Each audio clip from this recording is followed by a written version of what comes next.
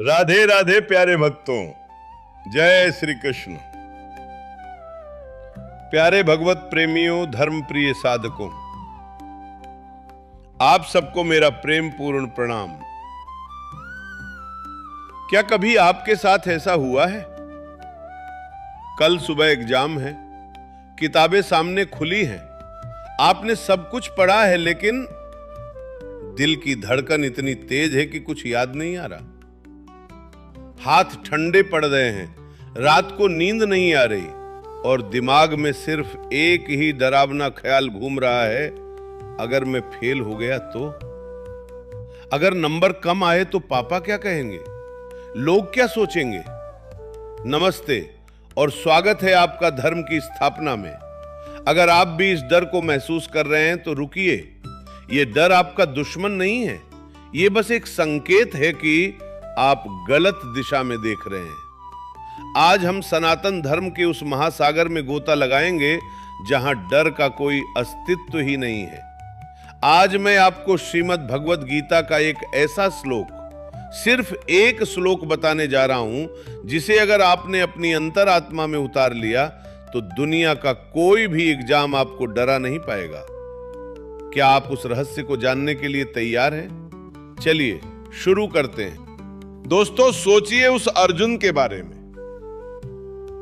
उनके सामने कोई 3 घंटे का पेपर नहीं था, उनके सामने मृत्यु खड़ी थी। उनके हाथ कांप रहे थे, गांडीव धनुष गिर रहा था। क्यों? क्या अर्जुन को युद्ध करना नहीं आता था? क्या वो कमजोर थे? नहीं, अर्जुन सर्वश्रेष्ठ योद्धा थे। उन्हें डर युद्ध करने से नहीं लग रहा था, उन्हें डर लग रहा था युद्ध के परिणाम से। अगर मैंने अपनों को मार दिया तो क्या होगा? अगर हम हार गए तो क्या होगा? आज आप भी अर्जुन हैं और आपका एग्जाम आपका कुरुक्षेत्र है। आपको पढ़ाई से डर नहीं लगता, आपको किताबों से डर नहीं लगता, आपको डर लगता है उस रिजल्ट से जो अभी आया भी नहीं है।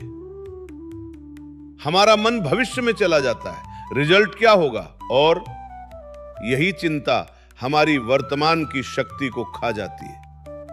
जब आप रिजल्ट के बारे में सोचते हैं तो आप पढ़ाई पर फोकस नहीं कर पाते।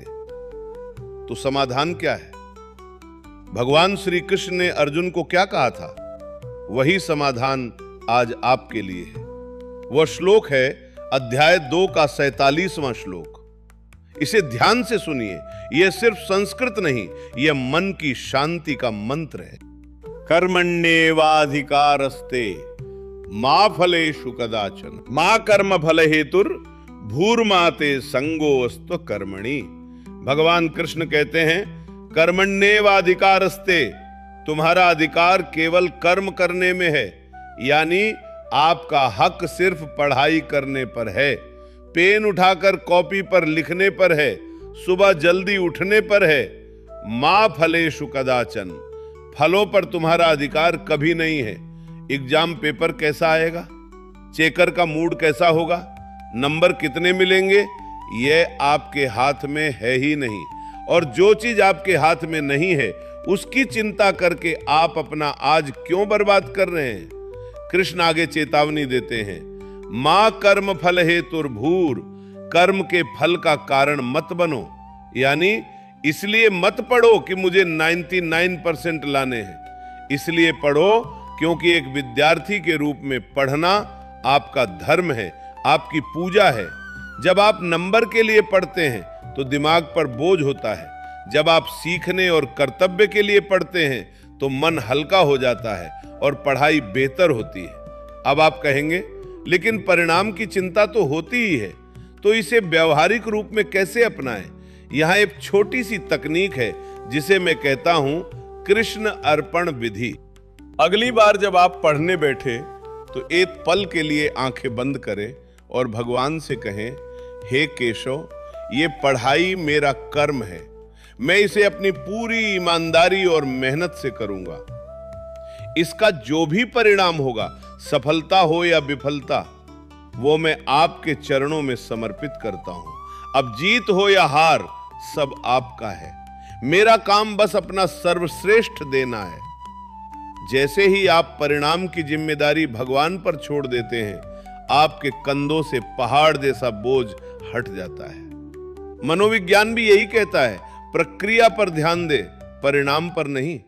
जब डर खत्म हो जाता है तो दिमाग की क्षमता बढ़ जाती है। जो चीज आपको 4 घंटे में याद होती थी, वो अब 1 घंटे में याद होगी, क्योंकि मन शांत है। तो दोस्तों, याद रखिए, आप एक योद्धा हैं। आपका काम युद्ध लड़ना है, जय पराजय का फैसला करना नहीं। वो फैसला ऊपर वाले के हाथ में है, जो कभी गलत नहीं करता। अपनी मेहनत में कोई कमी मत छोड़िए और परिणाम की चिंता उस मुरली मनोहर पर छोड़ दीजिए। विश्वास मानिए, जब आप फल की चिंता छोड़कर कर्म में डूब जाएंगे तो सफलता आपके पीछे आएगी। अगर आज इस वीडियो ने आपके मन का थोड़ा सा भी बोझ हल्का किया है तो कमेंट बॉक्स में अभी लिखिए राधे राधे। ये सिर्फ एक कमेंट नहीं, आपका संकल्प होगा कि आप डरेंगे नहीं, बस कर्म करेंगे। इस वीडियो को अपने उन दोस्तों के साथ शेयर करें जो एग्जाम के डर से जूझ रहे हैं। हो सकता है आपका एक शेयर किसी को हिम्मत दे दे। जुड़े रहिए धर्म की स्थापना के साथ, सत्य और सनातन की इस यात्रा में। राधे राधे। जय श्री कृष्ण।